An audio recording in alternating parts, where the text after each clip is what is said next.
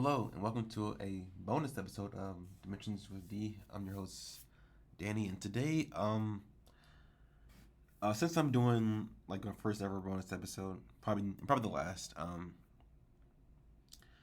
I wanted to um talking about something that's kind of been on my heart recently, and something that I've been kind of dealing with. So I'll say this is probably one of the most um personal episodes of this show, and because I feel like a lot of people experience this, but don't actually take the time to break it down, and that is crushes, not relationships, not situationships, not talking stages, just crushes. Like what they feel like, what they do to your mind, what they might actually say about you. And for me right now, I realize that I just don't have one experience with this. I've had multiple in the past. Um, Different energies, different dynamics, different versions of myself trying to show up at least. So for the rest of this bonus episode, I wanted to talk about um two two experiences, well, two crushes that I'm currently experiencing slash feeling currently right now, and what those feelings have been like for me, and basically what I have learned or and still learning about them. So the first kind of crush I've experienced recently, um, I say it feels like a spark, because I met this person last semester. Yeah, so last semester I met her. Um, I would say I guess what made her end up being a crush for me was, I guess, to tie back into the whole spark thing. I felt like when we were talking, um, the competition we were having, it just flowed like organically, and it didn't feel like I was really forcing anything. So like in terms of like me trying to search for things to say, it all just sort of just clicked. Well, for me anyway, it did. And I think what stands out to me about this connection or crush is that it just made me curious, not just about them, but about what could happen. And that's where things kind of got interesting, because I would say I feel like I kind of interacted with her more this semester, but less so last semester. But I would say it's still not like a bunch of interactions. But I will say, when you don't have a lot of interactions with someone, your mind starts to sort of fill in the gaps. You start building this version of the connection in your head. You start imagining questions or things like, what would it be like if we talked more? What would it be like if we actually hung out? What if what would it be like if this actually became something? And before I knew it, I wasn't just reacting to reality anymore. I was reacting to potential. And potential is powerful, but it can also be dangerous, because sometimes you're not falling for the person, you're falling for the idea of what it could be. And that was something I had to kind of look like, step back and kind of turn to God on the things I was feeling and how to proceed without doing anything wrong. Because then I started thinking things like, am I actually feeling something real right now? Or am I just excited about the possibility of something new? And then there's another kind of crush. Um, the one, if I'm being real, is probably the hardest for me. And I would say I met this person. Yeah. I'll say that I met this person this semester.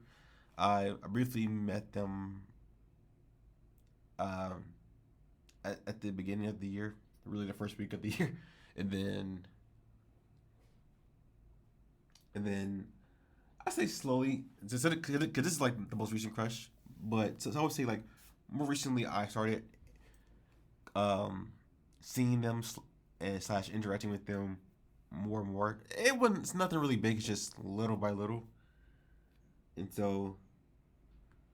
um, so I would say this is kind of crush where like real life interactions, or rather small moments as I just mentioned before, with like eye contact, cordial conversations that are just cordial, um, being acknowledged, being acknowledged slash being waved at, and on paper everything seems positive. You know, I was thinking about it earlier, well previously, but now it could be like either positive or neutral positive, which kind of would be the same thing, I guess, right? It's so, but internally on the inside, it didn't really feel that simple to me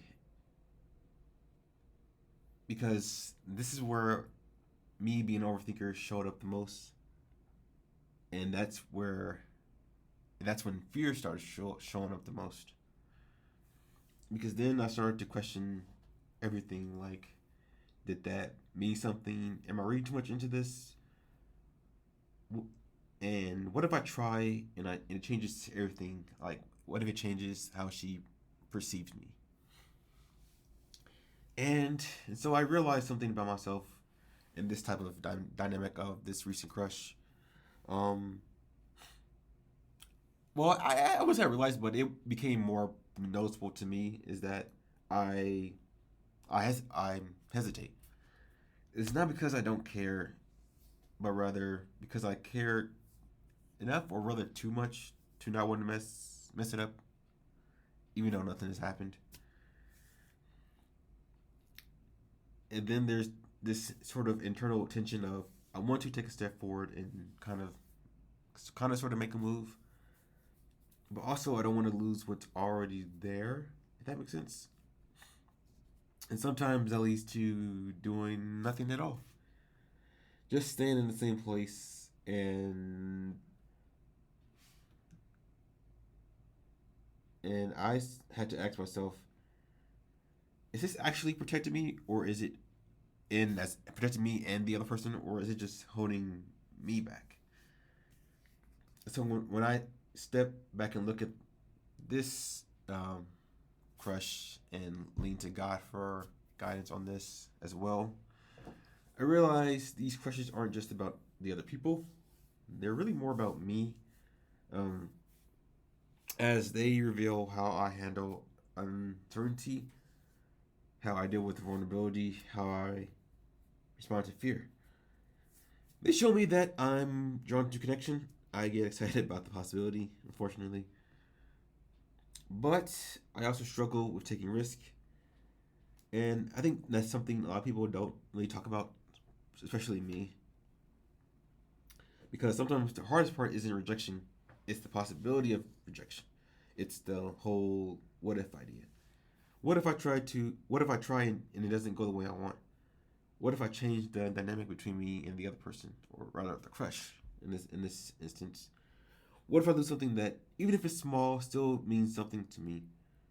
But I think I'm starting to understand something slowly but surely, and it's that growth doesn't always look like getting the outcome you want. Sometimes it's being honest with yourself, acknowledging how you feel without rushing to act on it, or even taking a step forward, even if you're not 100% sure how it's going to turn out. And for me, something like that might look like something simple like a conversation, a moment, a response. Not trying to control the outcome, but just rather trying to be present in it. So yeah, that's sort of where I'm at right now with the two people I currently have crushes on. Um, so so I don't really have any. I don't really have any answers. I'm sort of just going through the motions with it. So I'm just trying to be more awareness. Trying to be more aware with it, and trying to bring more awareness to this topic or idea in general. Because by understanding that crushes aren't just about liking someone, I would say they're more about learning more about yourself. And maybe that's kind of the whole point of all this. And it's to not have everything figured out, but to be willing to feel, reflect on it, and um, grow through it. Because I know for me sometimes I feel like sometimes I think I have these thoughts of um well, I know there's nothing's gonna happen between me and any other person, so why am I having these thoughts, these feelings at all? And sometimes I do feel bad for like even having these thoughts, and it's like I don't know. And then I think at those moments I tend to lean to God and get guidance in that way, and so and then it sometimes becomes more clear. Sometimes it doesn't. I guess especially when see um, the people, and so it got I kind of just I feel like I just kind of do my best and hope for the best. I guess I guess that's how I would put it. So yeah, this is just something that's kind of been on my mind recently, and so yeah, so if this resonated with you,